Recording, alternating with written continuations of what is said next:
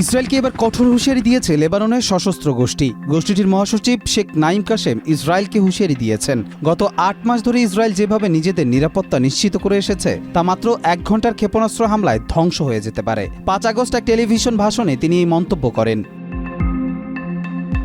হাজ রমজান নামে পরিচিত ইরানের ইসলামী বিপ্লবী গার্ড বাহিনী IRGCর শহীদ ব্রিগেডিয়ার জেনারেল মোহাম্মদ সাইদ ইজাদির শাহাদাতের ৪০তম দিন উপলক্ষে এই ভাষণে নাঈম কাশেম বলেন, লেবাননের প্রতিরোধ শক্তি সুসংহত ও দেশের সার্বভৌমত্ব ও স্বাধীনতা রক্ষায় প্রস্তুত। একই সঙ্গে তিনি অস্ত্র সমর্পণের আন্তর্জাতিক চাপ প্রত্যাখ্যান করেন।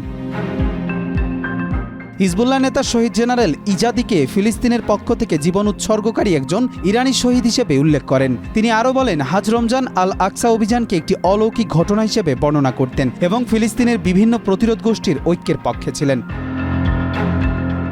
নাঈম কাশেম বৈরুত বন্দরের বিস্ফোরণে তদন্ত দ্রুত সম্পন্ন করে অপরাধীদের শাস্তির দাবি জানান। তিনি মার্কিন দূত টম ব্যারাকের প্রস্তাবও প্রত্যাখ্যান করেন, কারণ তার মতে এই প্রস্তাব ইসরায়েলের স্বার্থ রক্ষা করে কিন্তু লেবাননের প্রতিরক্ষার চাহিদাকে উপেক্ষা করে। তিনি প্রশ্ন তোলেন, যদি হিজবুল্লাহ অস্ত্র ছেড়ে দেয় তাহলে লেবাননকে কি রক্ষা করবে? তিনি জোর দিয়ে বলেন, আমরা যদি আমাদের অস্ত্র হস্তান্তর করি তবুও দখলদার ইসরায়েলের আগ্রাসন থামবে না।